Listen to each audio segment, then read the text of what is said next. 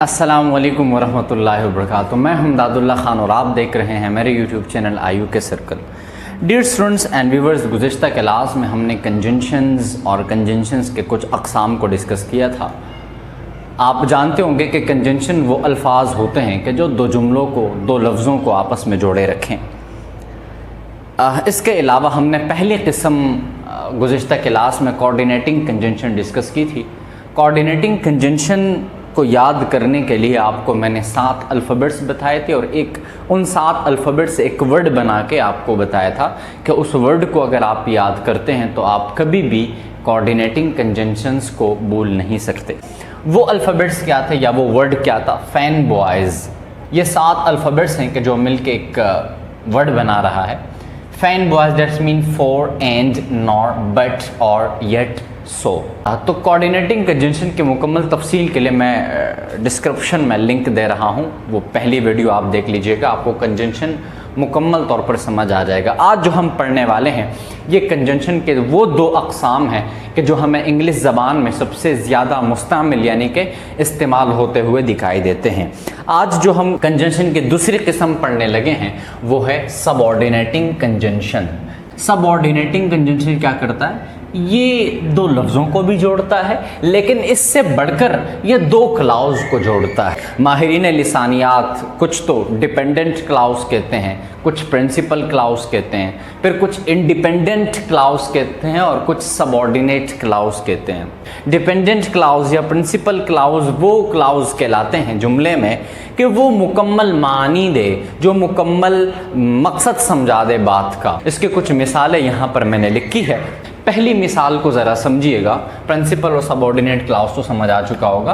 Principal क्लाउज़ क्या होता है? जो मुकम्मल मानी और मकसद वाज़ेह करे।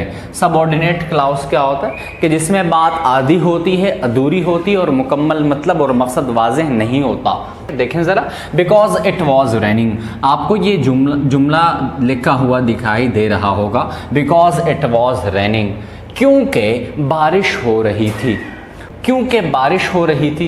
अब इसका कोई मतलब और मकसद तो वाज़ेह नहीं है, न इससे आगे हम कुछ कह रहे हैं न इससे पीछे हम कुछ कह रहे हैं। तो ये ऐसे जुमले सबऑर्डिनेट क्लाउज़ कहलाते हैं कि जिनका मुकम्मल मतलब और मकसद वाज़ेह नहीं होता।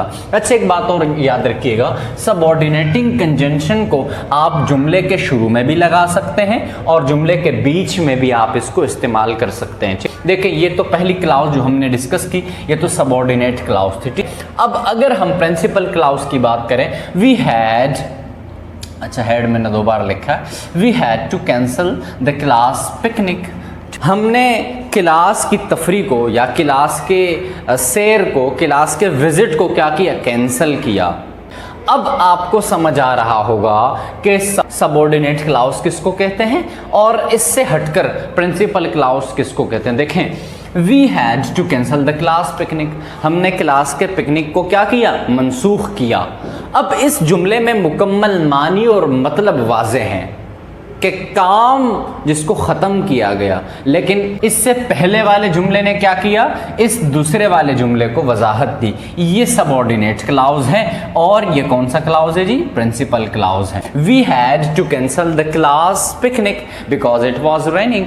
अच्छा, जब आप इसके तरतीब को चेंज करते हैं, प्रिंसिपल क्लाउज़ को पहले लिखते हैं, सबऑर्डिनेट क्लाउज़ को बाद में लिखते हैं, तो फिर आपको क्या करना पड़ेगा? ये कोमा हटाना पड़ेगा। इस जुमले को आपने फिर कुछ इस तरह लिखना होगा कि we had to cancel the class picnic because it was raining.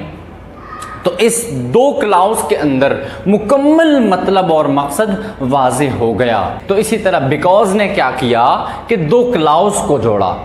तो इसी तरह के वर्ड क्या कहलाते हैं? सबऑर्डिनेटिंग कंजंक्शंस कहलाते हैं।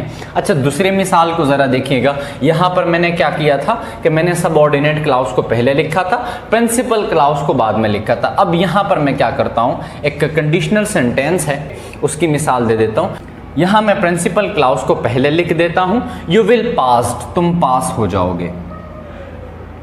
मतलब वाज़ेह है, तुम पास हो जाओगे, मुकम्मल मानी और मकसद है। लेकिन उसके बाद वाले जुमले को देखें, इफ़ यू वर्क हार्ड, अगर तुम मेहनत करोगे तो, अगर तुम सख्त मेहनत करोगे तो इन 2 जुमलों को किसने जोड़े रखा है? इफ़ ने जोड़े रखा है। तो ये इफ़ क्या है? ये सबऑर्डिनेटिंग कंजंक्शन है कि कि जिसने सबऑर्डिनेट क्लाउज को और प्रिंसिपल क्लाउज को, दो क्लाउज को मिला के एक जुमला मुकम्मल बना दिया।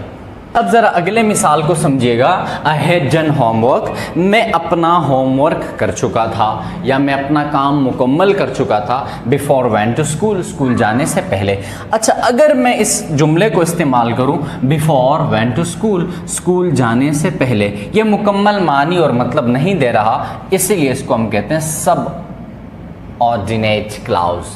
इससे पहले वाले जुमले में देखिए आपको मुकम्मल मानी और मकसद की वजाहत नज़र आ रही होगी। आई हैड डन होमवर्क, मैं अपना काम मुकम्मल कर चुका था, मैं अपना होमवर्क कर चुका था। अगर इसके आगे बिफोर वेंट टू स्कूल जुमला ना भी हो तो तब भी पहले वाले जुमले का मतलब और मकसद वाजे है, इसलिए इसको हम कहते हैं प्रिंसिपल क्लाउज। इन दो क्लाउज को जोड़ने का काम किसने किया? बिफोर ने किया। तो इसीलिए ये बिफोर क्या है? सबऑर्डिनेटिंग कंजंक्शन है कि जो दो क्लाउज को जोड़ रहा है। इसके अलावा आफ्टर, सिंस, मजीद ढेर सारे सबऑर्डिनेटिंग कंजंक्शन है। इसके बाद देखें कॉरेलेटिव कंजंक्शंस। कॉरेलेटिव कंजंक्शन जो कि तीसरी किस्म है कंजंक्शन की, इसमें क्या होता है? Correlative conjunctions works in pairs to join together words और phrases that have equal importance within a sentences. Correlative conjunction वो कंजंक्शंस होते हैं कि जो जोड़े बनकर जोड़ों की सूरत में क्या करते हैं? जुमले में इस्तेमाल होते हैं। मिसाल के तौर पर नेदर नॉर।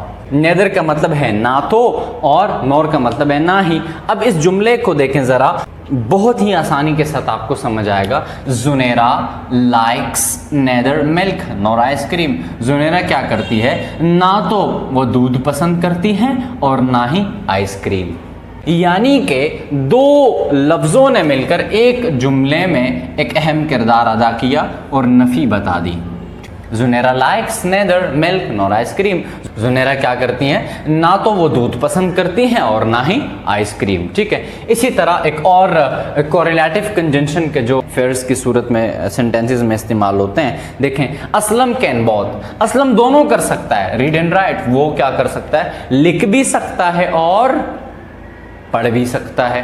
तो ये दोनों अल्फाज बोथ एंड ये यहाँ पर कोरिलेटिव कंजंक्शंस इस्तेमाल हो रहे हैं। आगे कोरिलेटिव कंजंक्शंस को देखें ज़रा। नॉट ओनली बट आल्सो, ना सिर्फ या बल्कि लेकिन। देखें ज़रा, Wahab is not only a good teacher. Wahab क्या है? वो एक अच्छा उस्ताद नहीं है, या वो ना सिर्फ अच्छा उस्ताद नहीं है बल्कि वो क्या भी है? Also a nice human being, वो एक अच्छा इंसान भी है। यानी कि यहाँ पर क्या किया जा रहा है कि दो खूबियाँ बताई जा रही है कि ना सिर्फ वो उस्ताद अच्छा है बल्कि वो इंसान भी अच्छा है। आगे देखें एदर और। एदर की मीनिंग है या तो और की मीनिंग है या। ये ज़्यादातर चॉइसेस के लिए इस्तेमाल होता है। मिसाल के जरिए से समझिएगा ज़रा। I will eat either chicken और बिरयानी फॉर डिनर। मैं डिनर में क्या करूँगा? या तो चिकन खाऊंगा और या बिरयानी खाऊंगा। यानी कि चॉइस है, एक बंदा अपने चॉइस की बात कर रहा है।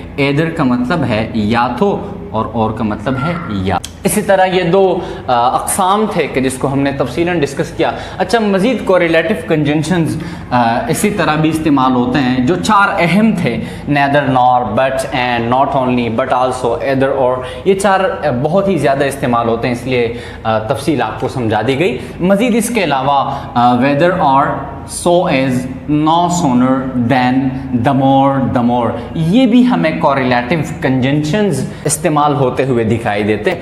तो आज का लेक्चर यही था।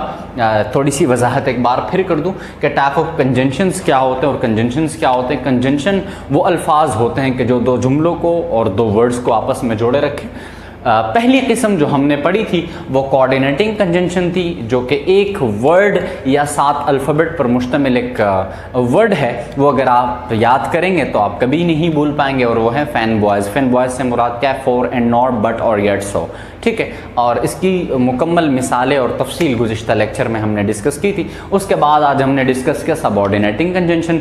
सबऑर्डिनेटिंग कंजंक्शन क्या होते हैं कि जो दो क्लाउज को जोड़े रखें, प्रिंसिपल क्लाउज और सबऑर्डिनेट क्लाउज। प्रिंसिपल क्लाउज क्या होता है कि जो मुकम्मल मानी और तफसील दे किसी भी जुमले में, और सबऑर्डिनेट क्लाउज क्या होते हैं कि जिसमें मुकम्मल मानी और तफसील मौजूद ना हो। मिसाल आपको समझा दी गई है। इसके अलावा आज जो हमने आखिरी टॉपिक डिस्कस की वो था कोरिलेटिव कंजंक्शन। कोरिलेटिव कंजंक्शन वो होते हैं कि जो जोड़े की सूरत में जुमलों में इस्तेमाल होते हैं। मिसाल के तौर पर नेदर नॉर, ना तो ना ही। मिसाल आपके सामने लिखा हुआ नजर आ रहा है कि जुनेरा ना तो दूध पसंद करती है और ना ही आइसक्रीम।